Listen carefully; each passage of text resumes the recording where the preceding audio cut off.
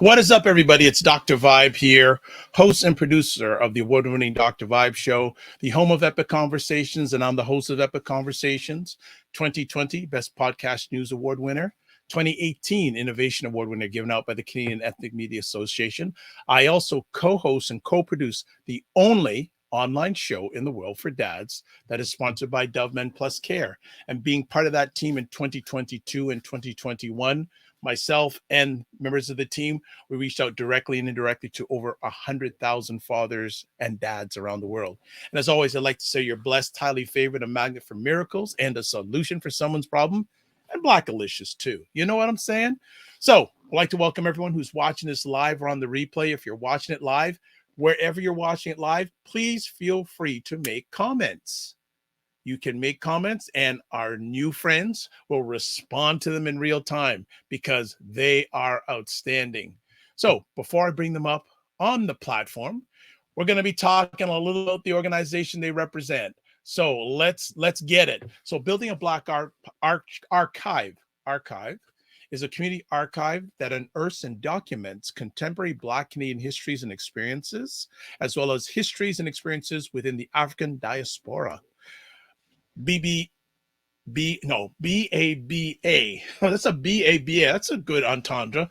Works includes workshops, speaking engagements, community archival work, consultations, and an annual artist residency program for Black artists. It was started in 2019 by Alannah Johnson and Jonsaba Jabbi, who were connected through a mutual friend and shared many similarities, unbeknownst to them.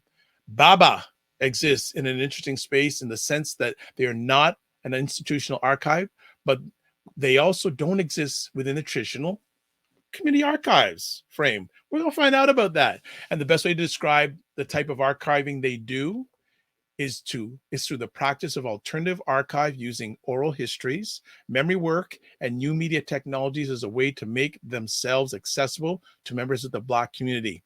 Since 2019, they have hosted 3 artist residencies, which over 15 artists have attended. They have given over 20 workshops and talks on community archives and Black Canadian cultural production through Canadian hip-hop to academic institutions, galleries, and others. Themes of the residences have included hip-hop and the Black experience. I know we're going to get to talk about hip-hop because it's the 50th anniversary this year. Black experience in Ontario, 1980 to 2010, mapping Black geographies in Canada, and archiving everyday Black life. Wow, we could spend about 2 days on each one of those. But you know what? We are blessed and highly favored to have Jonsaba, Jabbi, and Alannah Johnson, the founders of BABA, in the house. So you know what? I think it's time to bring them to this digital stage. So here we go. There is Alannah, and here we go. Jonsaba, what is going on? Pretty good. Thanks for that introduction. I feel special. What about you, Alannah? We're doing really great. Yeah. Well, you are special. Don't you know that? You know what? I think you really restored that within us. So thank you for the affirmations and the reminders. But we're really happy to be here in digital space with you. So thank you for having us. Well, the pleasure is mine. I'm looking forward to an interesting, enlightening, entertaining, and empowering conversation with both you all. So before we go any further about Baba, because to Baba, that be Baba. Let's find out a little bit about each one of you. Who wants to start first? Share a little bit about themselves to the Dr. Vibe Show family. Sure. I'll start first. I saw the look, Alannah. I saw the look. I thought the eyes would do that. Okay, I'll start first. So my name is Jonsaba Jabbi. I'm born and raised in Toronto. I'm a writer, cultural historian, and I've also worked in the nonprofit world as a communications coordinator. And these days, just co-running BABA alongside Alannah. I was born and raised in the west end of Toronto, so like Bloor, Dovercourt, Dufferin, St. Clair area. That's where I typically grew up in. And how I got into really learning more about African Canadian history was in grade 7 history class, Canadian history class in particular. I stumbled upon the word Africville, which was pretty much only a paragraph in like a 300-page Canadian history textbook. And the thought that came to mind was, oh, I didn't know there was somewhere in Canada called Africville. So that was kind of my first kind of iteration into learning more about African Canadian history. So since age 12, I've been kind of teaching myself about our history, and learning more each and every day.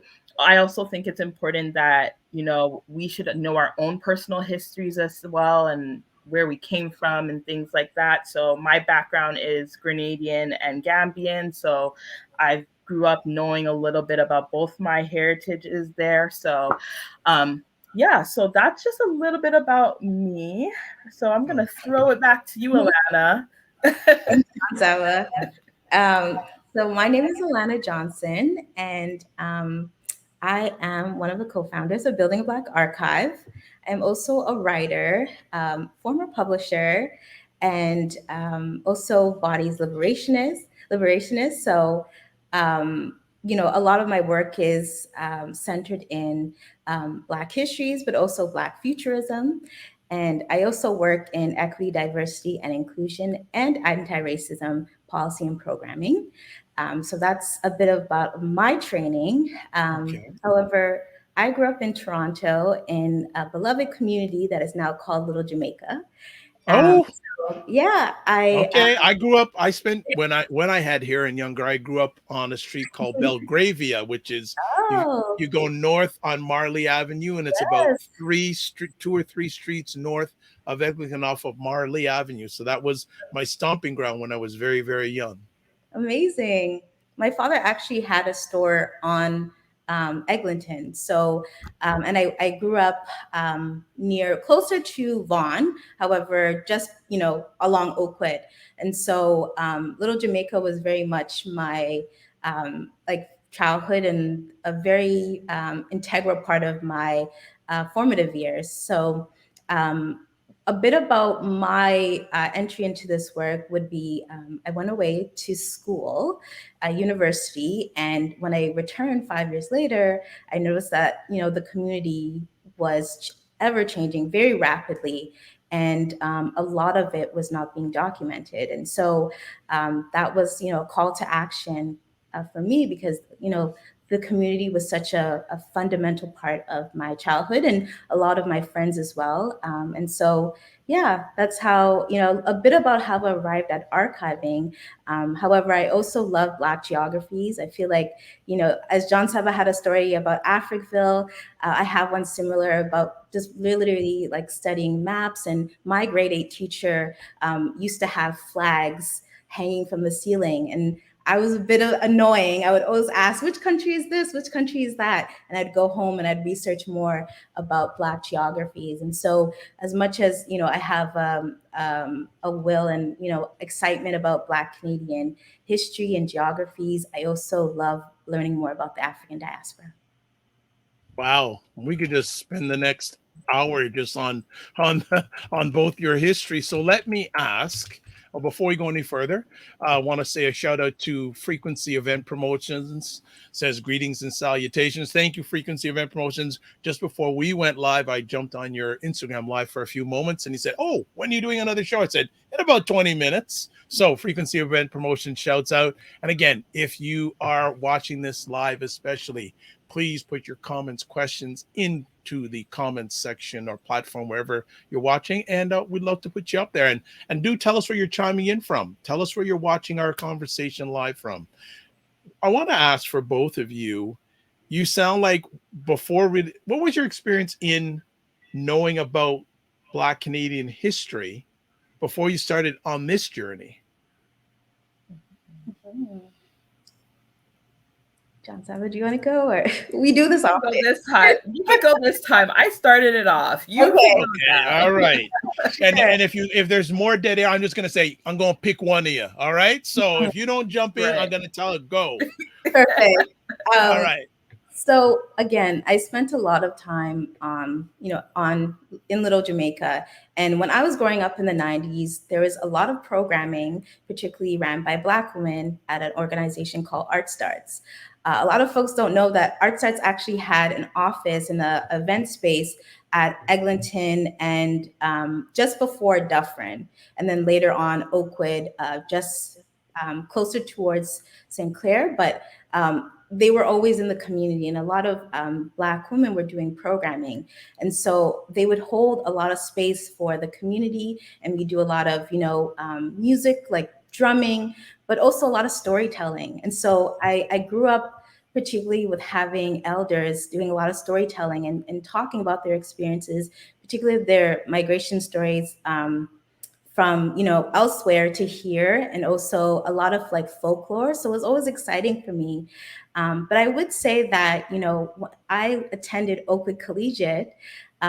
They had a particular program that would take Black students, or had a particular interest in sharing Black Canadian history with Black students. And so they'd actually take us to like Windsor and explore a lot of that area, a lot of Black Canadian history in that area. So I would say that, in high school, I definitely could identify that I had a particular interest in learning more about Black histories.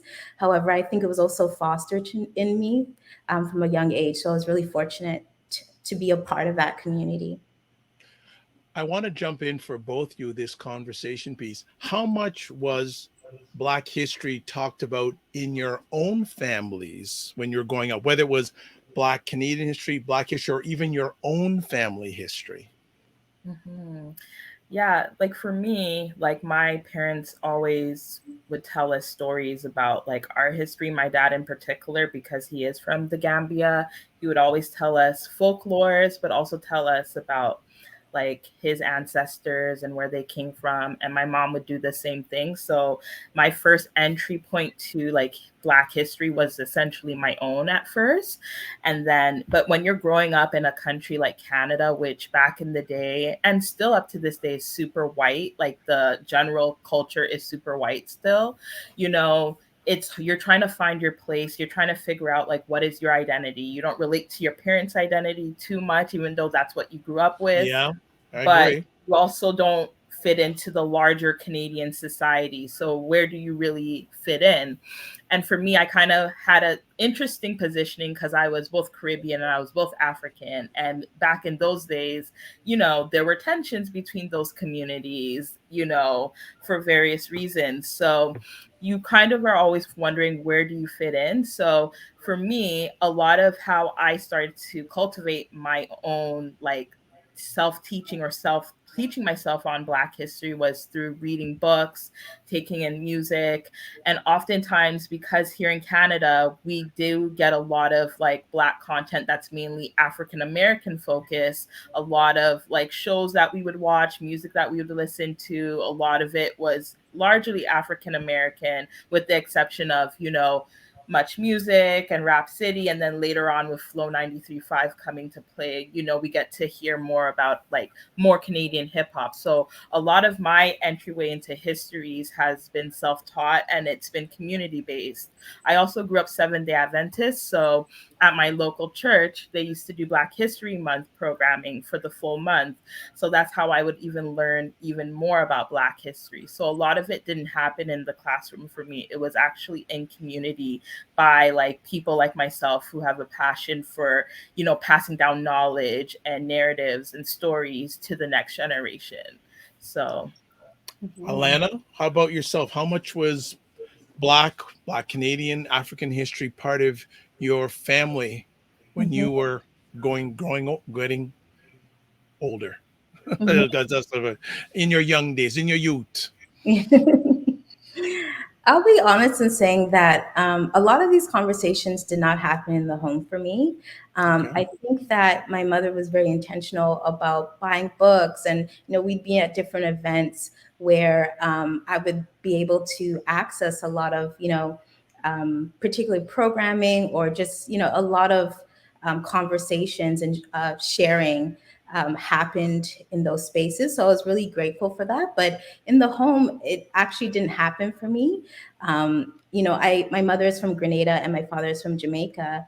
And I didn't grow up with a lot of family. A lot of my family are either back home or in the States. And so I particularly was one of those kids that would, go out into the world very curious about my histories. And I think it was only when I actually was 21, I started asking my mom more about the family. It was always kind of a contentious thing to ask.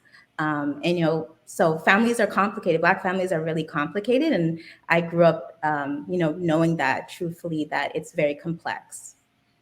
Okay, fantastic. You're both doing a great job. Relax. We're just having a conversation. You're just doing fine. So give you a quick little break just for everyone who's watching live on the replay. Subscribe to the Dr. Vibe Show on YouTube and hit the notification button so you get notified of the conversations I host, and also like the Dr. Vibe Show on Facebook, LinkedIn, and Instagram. And also, if you're interested on advertising your product or service on the platform, please feel free to email me at dr.vibe at the drvibeshow.com. So let's get back to the stars of the show. I want to know, how did you two meet? Well, inquiring minds want to know. Baba Ites. Yes. I'll start it off, and I guess Jonsaba, you could finish it off. But we actually, interestingly enough, we met 4 years ago, and a mutual friend was kind of like, "Hey, you both are doing like really cool things." Actually, they said it to Jonsaba. I had no idea this conversation actually happened, and so I received a message from Jonsaba, kind of just introducing herself and wanting to know more about like what I was doing. And so, we agreed to meet, and the rest is, as they say, is history. We sat in a coffee shop for hours, just talking a lot about. Where was the coffee shop? I don't remember. Oh, come on, you don't remember? You don't remember? It was Pilot Coffee Roasters. It was in the Queen and Shaw, Ossington area. Yeah. Jonsaba, you were on your lunch break, right? I was on my lunch break. I was working. You're kidding me. I was literally working through the nonprofit industrial complex at that time, and literally used to take my lunch breaks and do whatever, whether shop or like take meetings with people, because I was trying to find a way out. So so I reclaiming her time as exactly. So we my lunch break went a little too long that day, but for good reasons. It brought us. That sort of accelerated you leaving the organization, maybe. Yes, okay. Exactly. Oh, so fantastic. So on the YouTube, Fa Joe says, "Awesome work, girls." Thank you. And Frequency Event Promotions is tuning in from Toronto, Canada, aka the 6. So when you met, what did you talk about? Do you remember that first conversation? I do. I remember us talking a little bit, like our childhoods, like where we grew up. And that's when we began to realize that like we grew up in such close proximity to one another. Me being, that little Jamaica area, and Jonsaba being St. Clair and Dufferin. So I went to Quick Collegiate, which is very close to that intersection. And so I feel like there was only a few degrees of separation between our lives. And so it was actually really cool. And then another unifier was the fact that we both have Grenadian mothers. And so we always say that's a very unique experience. So I feel like that was also like a huge part of our conversation. Okay, so what do you remember, if anything, Jonsaba? It seems like Alannah knows the whole story. What do you remember of that first conversation? Yeah, I pretty much remember everything that she mentioned. It's very rare, or not rare, but it's not every day you meet other Grenadians just really in Toronto, unless you're going to like very intentional places where Grenadians are. So I was like, oh wow, like it was that's one vivid memory. I'm like finding out that we're both half Grenadian, and it was our mothers. And I'm like, oh wow, that's so interesting, because Alannah's experience with like in her community, a lot of her friends who are half Grenadian are usually the fathers are Grenadians.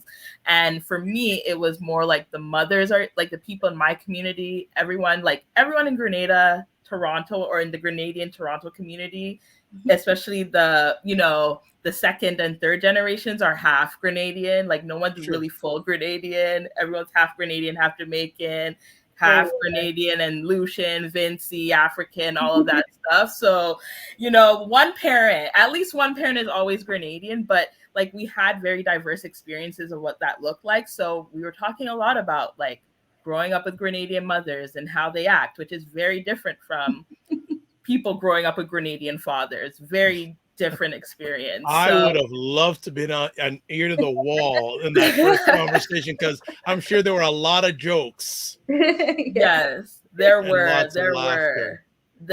And then we bonded over, working in nonprofit and, doing especially community work. We both worked in the community art sector in Toronto, which is a very, under-resourced sector in terms of the nonprofit industry. And, talking about our experiences, we worked at organizations that had collaborated with each other variously. So we had very similar stories. And as well, we talked a lot about the gentrification that was going on in Toronto and figuring out like we're only in our 30s. So we're not that old, but we realize a lot of Toronto that we grew up with no longer exists. A lot of the publications we grew up on don't exist anymore.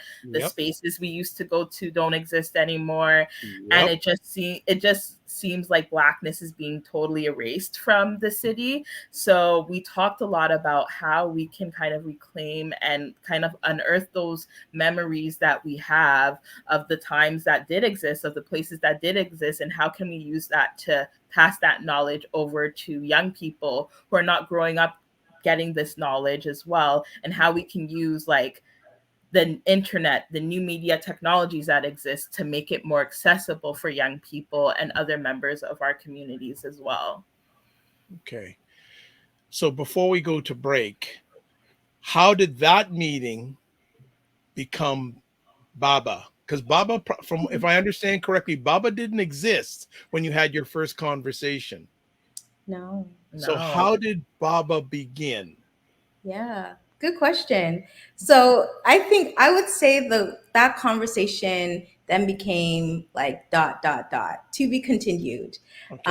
And so our first call to action actually was applying to grants. I think a lot of the way that grants are structured, it afforded us the time and space to actually sit down and think through and write what we seek to build. And I think it came from a space where it's like, we rely a lot on our own memory and events that have happened in our life, particularly surrounding our love for like Canadian hip hop and that golden age era of hip hop in the late 90s and early 2000s, and how as we got older, a lot of that was not being preserved, and a lot of memory, a lot of cultural memory was being erased, and we didn't know where that central place was to go access those particular things that we love to engage with. So yeah, we definitely started with let's just apply for funding, and I'm really glad that we actually had that spark of like action, because before we knew it, lockdown would happen, the world would be a global pandemic, and it feels like we were able to meet in real time and space and connect and bond and kind of envision what this looks like, even though in practice now it's taking on many new forms. I think that particular conversation was a really special meeting space for us, and we went to let's apply to funding, and thankfully we did work for nonprofits, so we were very familiar about the language. You had some game. Good for you. Yeah. So that's kind of where it came about. Yeah. Jonsaba, anything you want to add to what your partner in crime just eloquently laid out? I'll only add that I think once that initial meeting happened, we started meeting like somewhat weekly, after work, literally put in like 4 or 5 hours of just like brainstorming, grant writing, and things like that. So we were working on, like, we really were like, let's combine the ideas that we have, that we've been sitting with individually without knowing each other for years, and like, let's bring them together and see if we can get money to like run them. So, we put in a lot of work. Like, it's crazy to think it's going to be 4 years in September since we met and since the project technically started, because it's been like blood, sweat, and tears, literally, a lot of that. So I just wanted to add upon like what Alannah was saying, because since we met, we've literally been grinding and working towards this. Okay. Well, I'm going to give you a pause from the conversation grind for a few moments and take a little bit of a break. So we're speaking with Jonsaba, Jabbi, and Alannah Johnson of Building a Black Archive, which is based here in Toronto. We're going to take about a 90-second break so they can relax, because I still feel they're a little tense. And we're just going to take a quick break, and we're going to come back, and we're going to get a quick little, I guess, a nice message from a supporter. So hold tight. We'll be back in about 90 seconds. And that's what I feel like. You feel like you're the Harriet Tubman of the mind. I am. I feel like I'm I'm one of the Harriet Tubmans of intelligent Black people. Like, I want to liberate y'all from like being left behind and ignored and oblivion. No, really, the rappers get all the attention. Seriously, does anybody else feel this way? Like ignorant Black people, they'll be all up, getting all the headlines on the Shade Room. Overly sexualized Black folks. Like the twerkers and the just people that don't always represent the best of us. The diversity.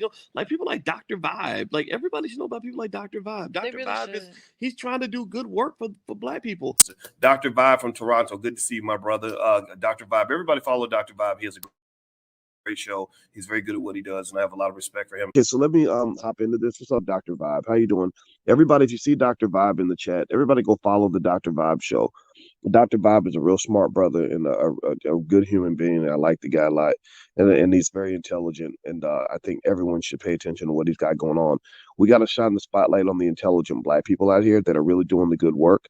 Don't just pay attention to the rappers and the celebrities. A lot of these people are losers. Your true winners are your people in your community that are really having your back. Helping us to have stronger families and a stronger community. So Dr. Vibe is in that category. So you might see the Dr. Vibe show in this chat. If you see him, please go follow him. Okay. All right. So anyway. Shout out to Dr. Boyce and Dr. Alicia Watkins for their continuous support. And definitely you can follow Dr. Boyce Watkins at boycewatkins.com. And Dr. Alicia Watkins, you can follow her at Coaching with Dr. Alicia. Two great supporters of the Dr. Vibe show. And as we were saying before, we're speaking with two powerhouses, Jonsaba Jabbi and Alannah Johnson of Building a Black Archive. And we're going to go on Instagram for a few moments here. So let's say hello to our Instagram family. You're catching some of this conversation live with Jonsaba and Alannah of Building a Black Archive. And I want to know my next conversation piece. Oh, actually, we got a question. Okay, there is a question. We're going to hold off to a bit. I see your question, Fajo. We're going to get to it in just a moment. And look at this. Building a Black Archive is also on Instagram. Follow me. So you got me. You're cornering me.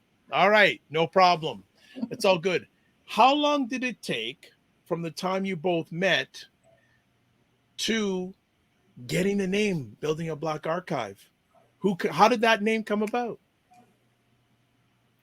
So we had another name before Building a Black Archive, which I will not name because it's a common name to find out. And so we were using that name for a couple months, even, and things like that. And then we found out that there were a couple things named after that. So we were just like, no, we have to find a new name that we can go with, but also sounds really true to us. So it took us a couple weeks, I would say, to like figure out what our new name would be. I don't remember exactly the process, but I remember there was a conversation we were having, and I know we were talking a lot about like the purpose of archives, and I was mentioning that, the word Baba in a lot of West African languages means father.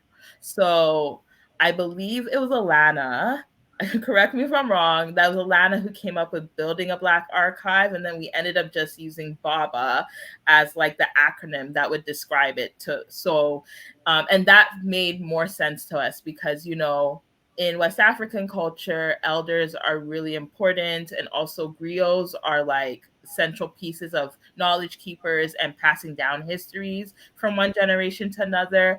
So we felt like building a Black archive and BABA for short really encapsulated that idea around like eldership and passing down knowledge and history and narratives and stories and histories and all of that. So that's what I vaguely remember. It feels like such a blur now about the naming process because I think we were just in the moment of just trying to find a name. But yeah, Alannah, I don't know if you remember anything from that time when we got to that name.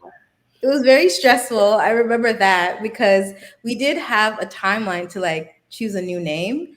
But I remember also a part of the conversation, because building a Black archive is so literal, the intention was also for it to be continuous, for it to evolve. And our intention is always to, you know, we want more archives out here. So, you know, if our organization serves as a blueprint for others to come along, then, you know, that is a form of success for us. You know, we don't want to be the only Black archive out here. We want others to, you know, take up this work. So that's what I remember as well. I love the name because the name tells exactly what you do.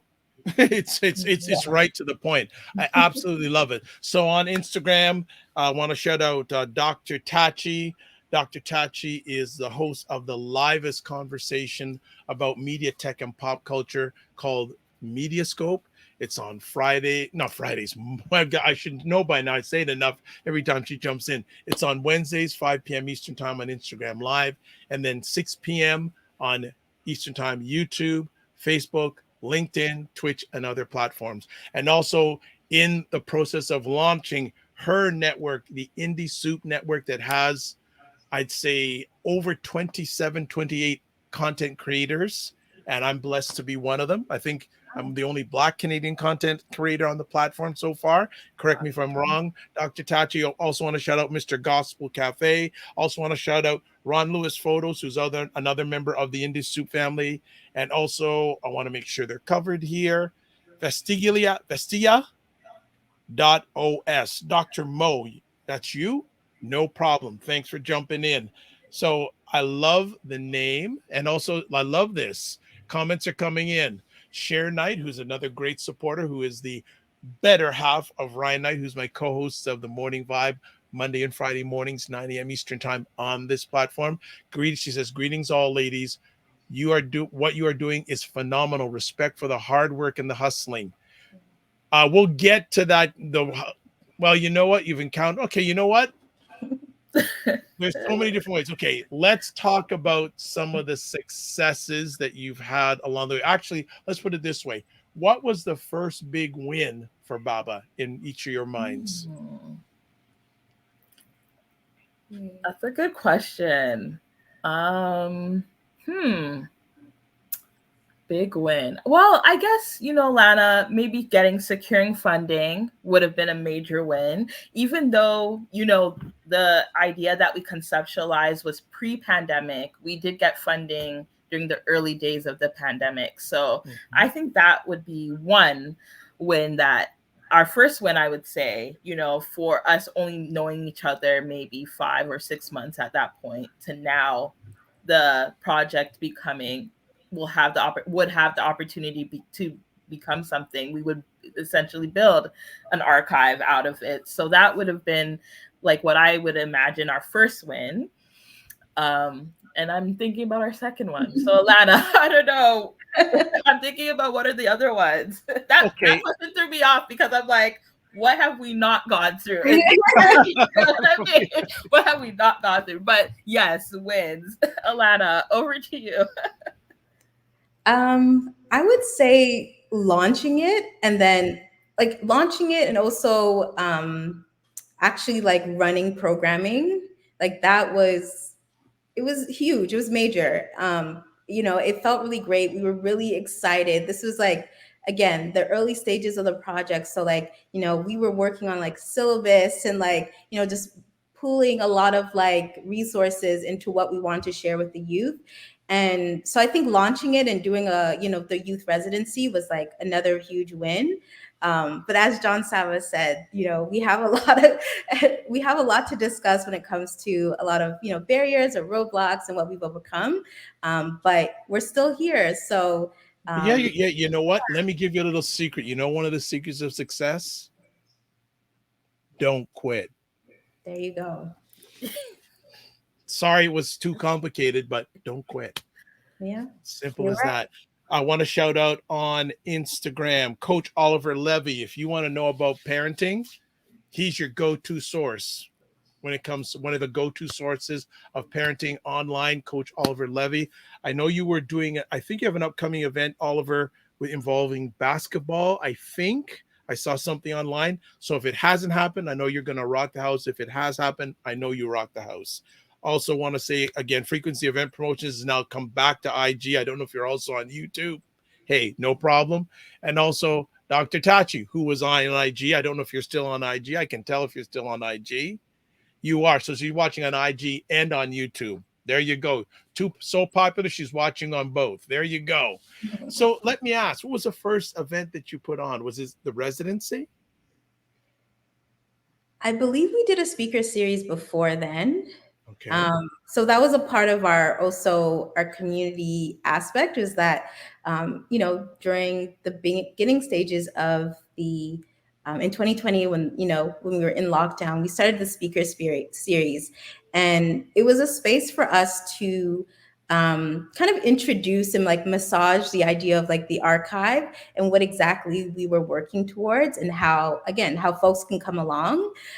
So we did do a speaker series, and I believe it was Journalism 101. And it was because we had to pivot to written form with our youth in that first year.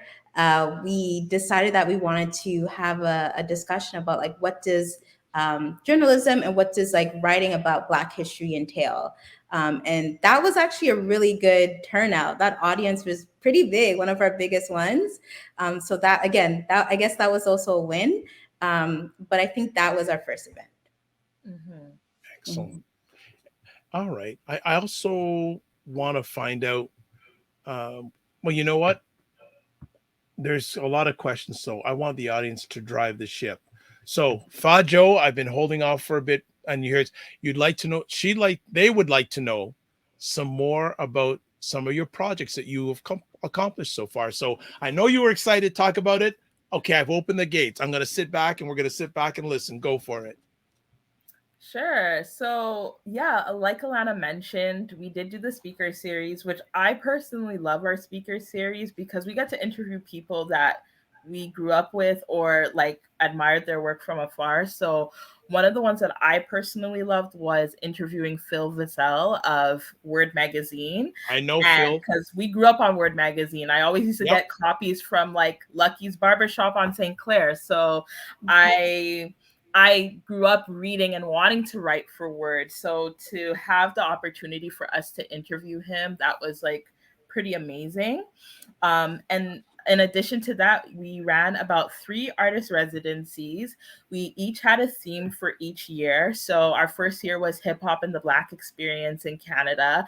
And that focused on like Blackness and Canadian, through the wires of Canadian hip hop from the 1980s to 2010. That's where we Maestro. Yeah, Maestro, Mishi Farley Flex. Yeah, yes. Solitaire, Mishi Me, Ghetto Concept. Ghetto Concept. Okay, you know what? It's interesting. I bet you there's someone that you haven't even thought about that you should interview in that series.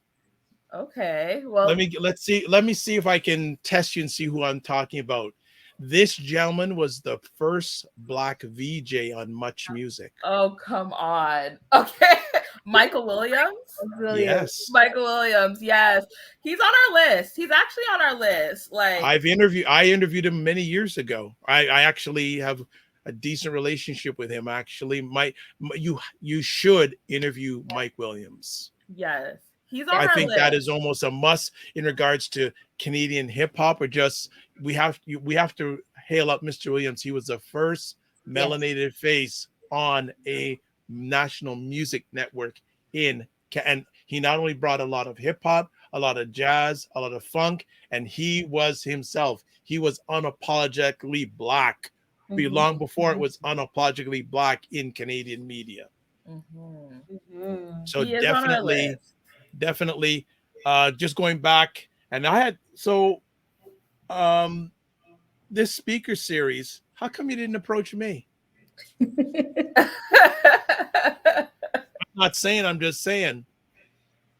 Okay, I'm sorry to put you on the spot like that. Also, Coach Oliver Levy, who finished off he just finished off a series for sports parents, how to get your student athletes to play more with confidence. He was asking, how can he be part of the speaker series, or is it already done? No, we're building this, right? Like it's building a Black archive. It's building a Black archive. We're building it. It is continuous. It is evolving. It is forever, No point of arrival. Yes. Okay. I just want to make sure. I just wondered if you shut the door and just left us behind. Absolutely not. You'll hear from us. Everyone will hear from us at some point. Okay. What time? But you'll hear from us. Okay. Don't leave me behind. Never that. Just, I did have you on something. Just okay. All right. Just want to remind that. So, what are any other successes along the way that you want to share with our family? Let me see. Our artist residency. Can I just interrupt? What is an artist residency? Give us some education. What is that? Sure. Alannah, you look like you're going to say something. So go ahead. Yeah. So artist residency typically is for artists who are practicing and want to develop their artistry more. They would take themselves typically artist residencies, most of them either go out of the country or go out of their surroundings and spend some time doing dedicated work that will help them grow as an artist. And some of that work, eventually they will use that to present publicly to an audience, or it just helps them deepen their artistic practice. So what we wanted to do, because we wanted to work primarily with Black youth in Ontario, we wanted to bring an aspect of artist residency, because artist residencies are typically very exclusive. A lot of them actually cost a lot of money for regular artists to even attend. And we wanted to make it accessible. So some of the things we did, we included a stipend for artists who were accepted into the residency. We included resources, even providing grocery cards, because we were in the thick of the pandemic at that time. So folks were going to be inside doing all of that. So we decided to make it an accessible residency where there would be more incentives to support artists that were going to be part of our residencies, which typically would last a few weeks. But that was the way we wanted to approach it, to make it a little bit more humane and a little bit more accessible.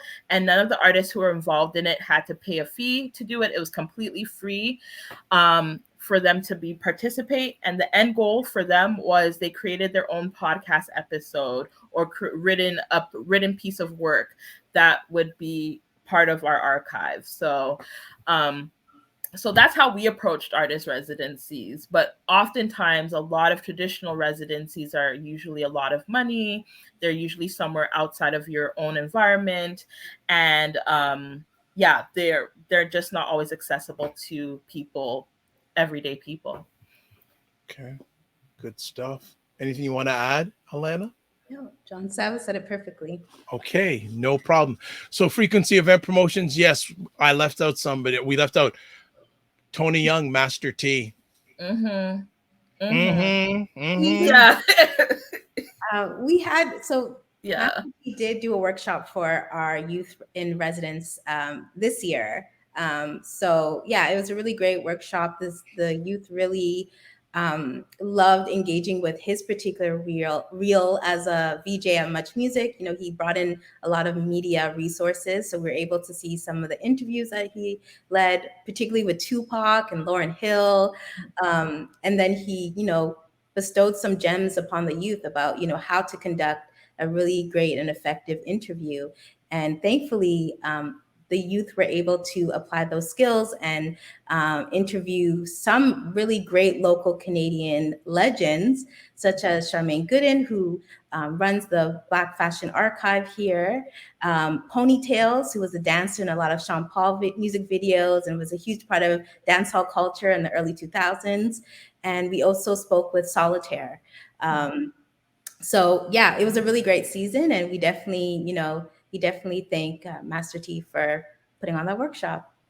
Okay, I want to do a special shout out to one of my special digital friends, and hopefully one day we will meet, Jill Jones. Jill Jones music is on via Instagram, and both you ladies may not know the name Jill Jones, but I'm going to give you a little background. Do you know the artist Prince? Yes. Yes. Okay. Jill Jones was part of his entourage for 10 years. Plus, she actually had, I know, Jill, you were in Purple Rain. What was the other Prince movie that you were in? But Jill is part of three ladies that appear. I'm blessed to host every Saturday night live at 9 p.m. Eastern time, most of the time live, if not replay, called State of Things with Aisha, Jill, and Lala.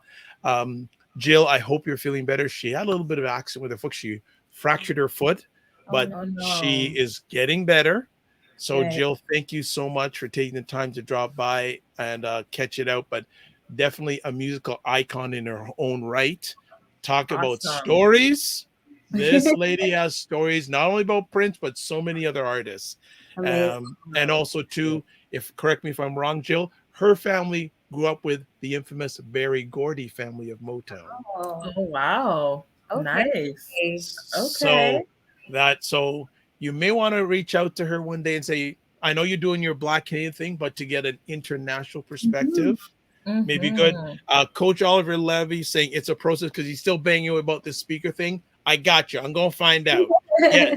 And Jill Jones says yes about the Berry Gordy thing. So absolutely. So just wanted to, we have some royalty. Yes. Via Thanks Instagram. for sharing that. No, for sure. Again, we're building. So please, we'll definitely make note of those names and you'll hear from us. So thank you. You're very welcome. Okay, so let me get to Share Knight's piece again, saying, are there any obstacles, roadblocks that you've encountered so far in your journey? Where to begin? The question is, what have we not experienced at this point? What have we not experienced? The obstacles have been more than the successes and the wins, you know? I think one that stands out for me is how difficult it is to do community work, not only in Toronto, but in Black Toronto. It just seems like it just seems like it's 10 times harder to do anything here. The amount of people that we, like Alannah mentioned, all these folks who were so gracious to literally sit down with us, sit down with our youth and be interviewed. But they were one of maybe 50, 100 people we contacted for interviews over the last 4 years and who were responsive.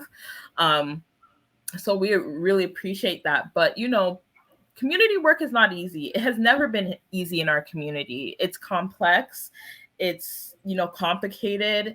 And, you know, a lot of times it's a lot of barriers. You know, we're not only dealing with barriers within community, we're also dealing with like structural barriers. You know, when you get funding, you know, you don't always get to use it in the way that you want to use it, in a way to reach more people, you know, like there was a lot of barriers that we experienced, you know, and I don't know how to start. I don't know where to, you know, I don't know how to like even conceptualize it, even verbalize it, because it's like, what have we not gone through at this point, you know?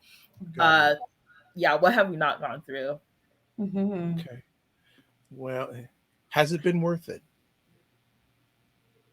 I'd say so. Yes. I can speak to one here. We're still here. Yeah. And I can speak to perhaps one of the greatest lessons that, like, you know, all those obstacles have taught us is I think grace is really important working in and within Black community.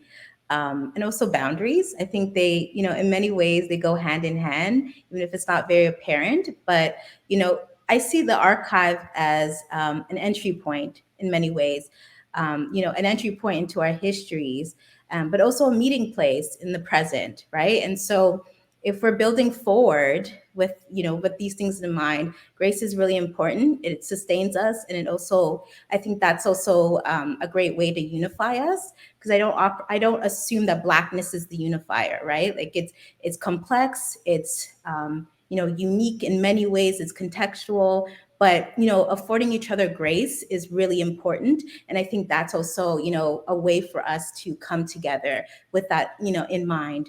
But I also want to speak to the boundaries, because I think, one of the greatest lessons has also been like, not overextending ourselves or operating from like what we will and will not do to preserve ourselves, and also to preserve the work. This work is by Black folks, for Black folks, with Black folks.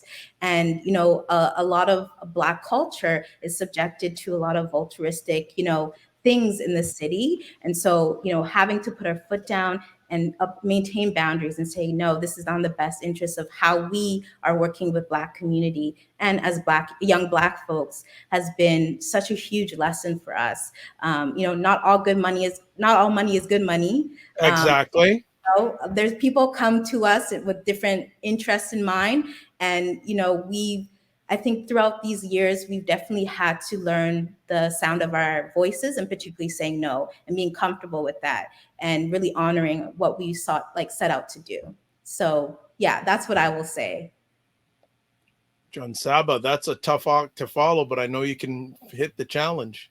I don't think so. I think he's really good, so I'm fine with that.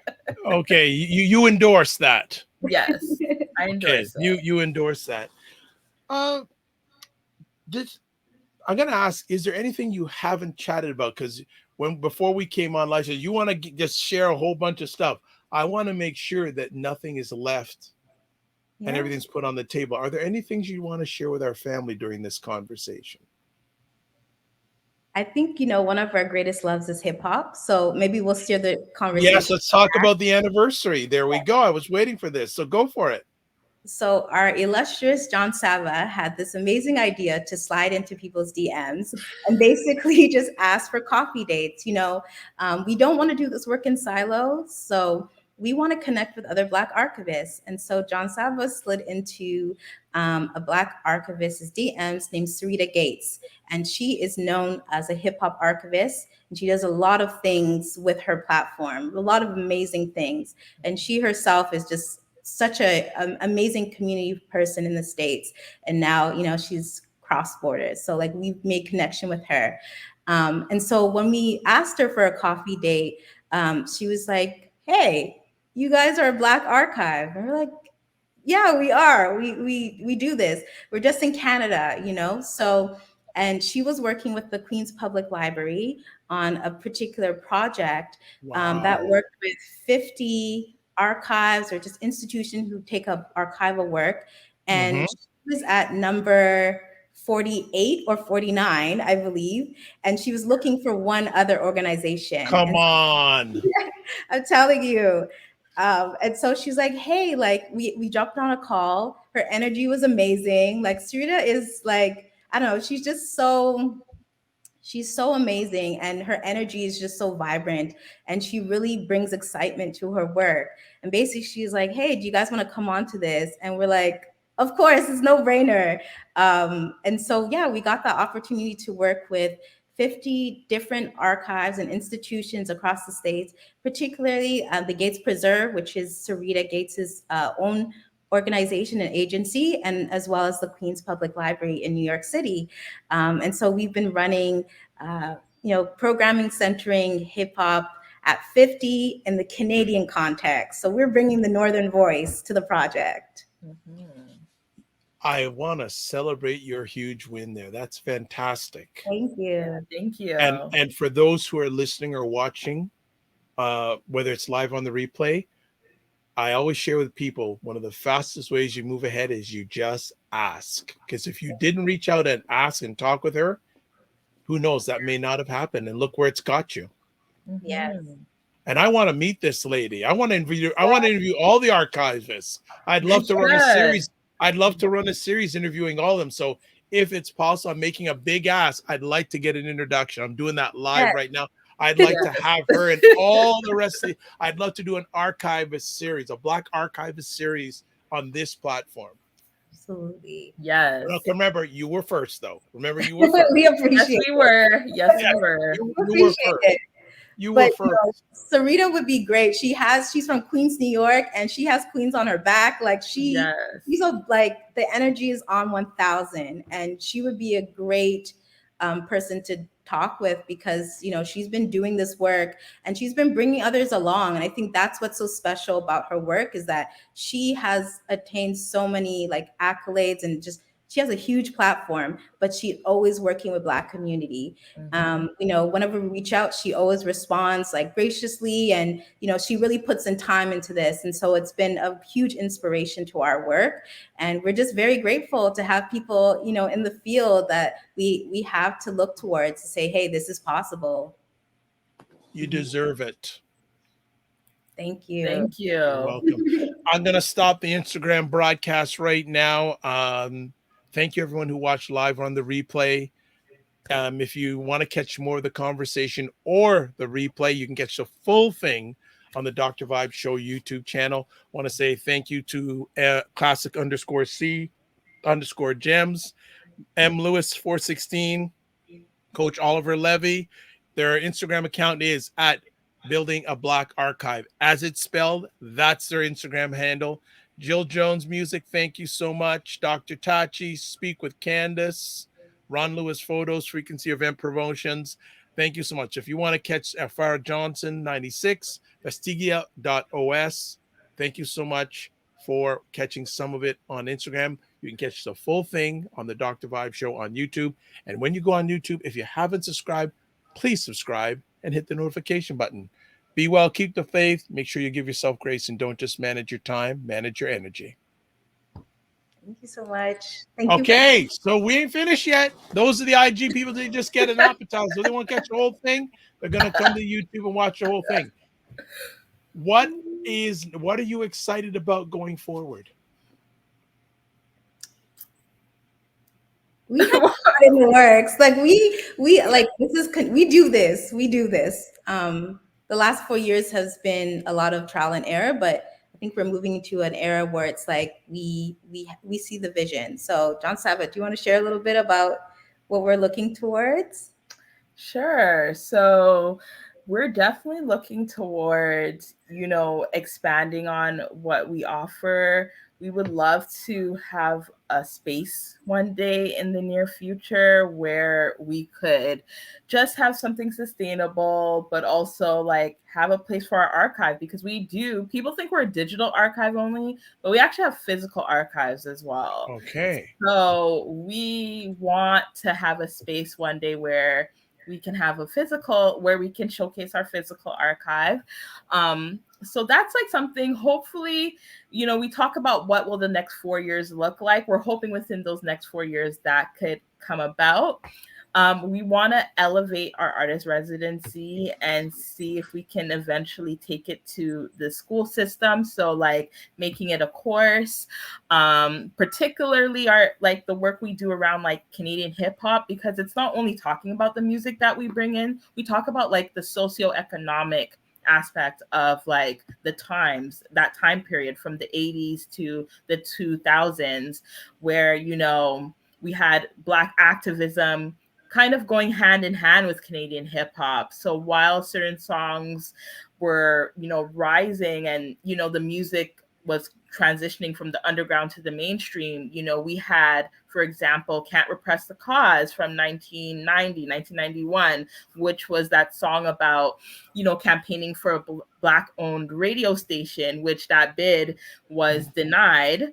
And, but 10 years later, we got Flow 93.5. So like, there were a lot of socioeconomic, socio-political things happening in our community, and we liked looking at how the music were intertwined with that. So we would love to bring that to the school system, to the elementary school system, junior high, high school, and even to the post-secondary universities and colleges, because we think that the work that we do and the syllabus that we have is worthy to be in an institution, that more people need to be exposed to it, because the reality of our work as well is that young people are not, they don't know about this work. They don't know about hip hop artists before Drake. All they know is Drake and The Weeknd. Even Cardinal Official, who's like one of our icons, you know, a lot of people don't know who he is, and he's not that old in terms of like his work. He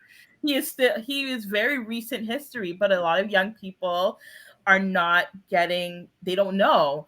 And that was something we encountered, and we're like, well, why are these gaps happening? Because a lot of these young people, their parents are probably Gen X, you know, or baby boomers, so they were coming of age during that era, but the knowledge isn't being passed down. So we find our work imperative to like pass that down. And what are the ways in which we can pass it down? We meet young people where they're at. So a lot of young people aren't in the school system. So we love to bring, you know, have a course tailored for young people that we can bring in and teach them about Canadian hip hop and how it's related to their identity as Black people here in Canada. So that's like, those are some of the things I'm thinking of, that we're thinking of building, of course, more archives, you know, because we wouldn't be building a Black archive without building more archives and more archival collections. So yeah, I don't know, Alannah, if you probably had something else. You always have something else to add to the conversation. I don't know. Well, I do actually have something to add now that so we are actually getting ready to launch our first oral narrative podcast series, and it's you know, centering Black geographies in Canada. It's a very special project. It's, you know, very much a labor of love, but a lot of the work that we are doing, as Jonsaba mentioned, was we are unearthing a lot of Black, you know, histories. So it's not like readily available. It's not, you know, these narratives are not in dominant media or culture. And so when we, you know, I was introduced to Black geographies as a field of study by, you know, a scholar named Catherine McKittrick when I was in my earlier days, in my early 20s. And I've never conceptualized, you know, this is a field of study and a field of exploration. And so, you know, how it's influenced our project is that young people were reaching out to folks in various parts of the country, places that they particularly have never been, or perhaps they didn't know much about. But we, you know, through our lessons, we talk a little bit more about, so this is what happened in, you know, the aftermath of Africville, or perhaps Little Burgundy, the Harlem of the North, and then going more West Coast, to Queens Mary, Edmonton, where a lot of it's, you know, it's an enclave for a lot of African immigrants, and even locally, like Regent Park, you know, there's rupture, but there's also an afterlife, and I think that it was really important for us to capture that, you know, Black vitality and not just, you know, Black death. We didn't reduce our history just to slavery or a particular form of violence. It's like, how do we conceptualize community and how do we build forward? So that's captured in a lot of our episodes. And, you know, it was a labor of love. A lot of young folks put in so many hours into the project, and we're ready to launch soon. So it's really exciting. Yeah. So good. Yeah. See, she added on nicely, didn't she, for our family? Didn't she add on nicely? She did. And we also have a window display at Type Bookstore in the Junction area. If you're in the Toronto area, we were approached by Jess Felicite of the Type Bookstore in the Junction to curate their window in celebration of Hip Hop 50. So Alannah and I, and along with Jess, we spent countless hours literally curating that window display, which we're really proud of. So if you're ever in the West End of Toronto, in the Junction, pass by type bookstore there, and you'll see a window display of different portraits of Canadian hip hop icons. You'll see maybe a record of Rascal's Northern Touch 25th anniversary record, and you'll see a TV with a loop of Canadian hip hop videos playing as well, along with our top picks of books on hip hop and that we curated and we recommended as well in the window display. So I want to mention that because I forgot about that. So. No problem. That's why I want to make sure you get everything out. So interesting. And I saw in my Instagram feed the other day, there's actually I'm pretty sure, a documentary about the history of much music out. Yeah. That I think you have to pay to see it, but I think I'd be very curious to see what content is in that documentary and how much Black Canadian content is in that documentary. And if probably there isn't enough, so that may be something that we will see from both you or your organization in the near future. Everything is possible. Yes. I received that. I received that. So as we start winding down our epic conversation, what can the Dr. Vibe Show family do to help Baba? Well, first and foremost, you've shared your platform. So, we come in gratitude and thank you for having us and allowing us to talk more about the work that we're doing. As your screen suggests, we're all over social media. So please follow us and, feel free to slide into our DMs. That's I think Oliver Levy is going to be sliding your DMs, wanting to know about your speaker series. I can imagine. We welcome it. And also, again, we're dropping our archive, our podcast series this fall. So, if you do follow our pages, we'll have more announcements about that. So yeah, just stay tuned. We're building this. Wonderful. Jonsaba, anything you want to add? Because it sounds like she closed nicely, but I just want to make sure there's room for you. No, that was perfect. Okay. Well, ladies, I want to thank you first for your time. That's the most valuable thing that you have, and everything you have done, are doing, and will be doing in regards to Baba and our people. If there's anything I can do to potentially help you score goals and get wins, don't be afraid to ask. I'll be keeping a watch on both of you. And on behalf of the Dr. Vibe family, I would like to say thank you. As always, make sure, as you said earlier, make sure you give yourself grace, and you just don't manage your time, you manage your energy. Thank you. So look at this. And a final comment from the family here. Cass Lou says, good evening, all. This is a great concept to direct toward youth communities, school-based approach and narration. Interesting. Keep building. Thank you. Cass. Cool. Yeah. Just before we let you both go, have you approached the education system at all? Good question. So we have worked, for instance, with U of T. We are in conversation with some few scholars. So we're building towards it. We definitely want to, particularly high school, we mentioned that high school was such a pivotal time in our lives for accessing Black histories. And so, we definitely want to build towards that and being in classrooms and meeting with Black youth where they're at. And also, in the community centers are still such a pivotal thing in our, space for Black youth. We're definitely working towards it. Again, we're building, and good work takes time. So that's all I'll say. You keep on adding the layers. You've made me think of another conversation piece. What is one or two things the Dr. Vibe Show family can do to help our Black youth, coming from your lens? I think the first thing is definitely passing on knowledge. I think there's generational gaps between Gen X generation and millennials, and then generation gaps between millennials and Gen Zs.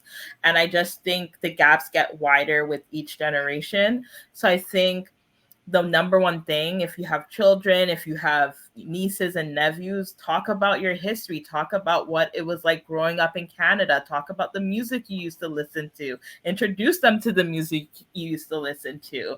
You know, that's how, like, for me, that's how I got to know a lot of things. Like, my dad listened to a lot of different music, so that's informed my own music history, but I wouldn't have known that if my dad didn't really introduce me to that. So I feel like the parents, the aunties, the uncles, like, share your histories, because when you die, your history dies with you. But if you pass it on, it continues to live. So I think that's one thing.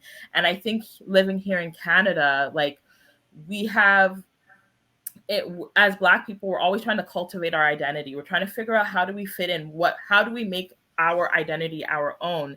So I feel like Black youth need to see themselves reflected in, you know, in the stories we tell them. So if they know that, you know, Dr. Vibe, that you went through similar things that they went through, I that they're still going am. through, yeah, and still am, then they can, you know, then they realize, like, it's not just them, you know, they're not only going through this is nothing new. So I think passing down our own personal histories, our own cultural histories, are really important to the next generation, because they don't know it, and they're going around, like, dealing with all these kind of issues because they don't know who they are, and they don't know where they come from and what legacies they come from. So that's one thing that's really heavy for me, that we hope with Baba we can continue, like, bridging those gaps, so that there aren't any gaps left, you know, within our communities. Well said. Well said. Well, you know what? I'm going to make suggestions too. There's a number of Canadian music figures that you may not be thinking of, but I'm actually going to suggest my dad. He's actually a member of the Vinyl Record Collectors Hall of Fame of America. Cool. So there are many people that if you reach out to the right people, will expose you to other people in, like, if you can reach out to me, there's a whole bunch of D-Days I could have you sit down with. Mm-hmm. Whole pile. And if you want to go international, there's international people also that I could introduce you to. But you sound like you have enough on your plate, but whenever you want to reach out, we're here to help and serve you. Last comment here by Dr. Tachi. There's another person I would suggest you interview. She is incredible in regards to media, tech, and pop culture. And she said, this was wonderful. Thank you. Who actually has her PhD in mass communications from Howard University. Awesome. Ooh. See you. Howard. I know. She got me at Howard. She got me at Howard. She got me at All right. You know? Well, just a little historic fact. My dad went to Howard University, and when he went to Howard University, one of his teachers was the late Toni Morrison. Oh, wow. So we just leave it at that. Ladies, we're going to let you go. We know you had a long day, but thanks for everything. Their contact information has been showing throughout the conversation. As always, remember to give yourselves grace, and don't just manage your time, manage your energy, and keep in touch, okay? Definitely. Thank you so much. much. Thank you for a great conversation. Thank you for having us. Our pleasure. Good night. All right, family. Building a Black Archive. They brought the heat, and they got a lot of stuff going on. There's your contact information at the bottom of the screen, or if you're listening on audio. Instagram, Building a Black Archive. Facebook, Building a Black Archive. Email, hello@buildingablack-archive. So there you go. So let's do some housekeeping before we jump it off. So let's do this. Pardon me. You can watch replays of the Dr. Vibe Show on the Dr. Vibe Show channel on YouTube, Facebook, and LinkedIn. And you can also go to my website, thedrvibeshow.com. Please, if you haven't already, please subscribe to the Dr. Vibe Show on YouTube and hit the notification button. And also like the Dr. Vibe Show on Facebook, LinkedIn, and Instagram. And tell other people about it. All right? Also, if you want to advertise your business or service on the platform, please email me dr.vibe@thedrvibeshow.com. So as we close it out, as we always do, this is what we say: live your life as a dream. If you can dream it, you can make it.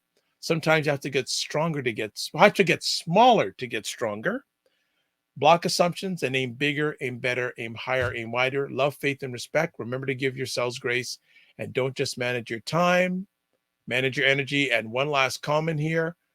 Fab Joe, really good interview. Have a good night. Right back at you. Hope you're following us on YouTube. Then I'll know you thought it was a really good conversation because we do this all the time.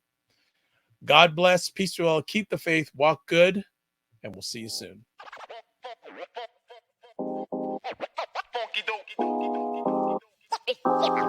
Yeah.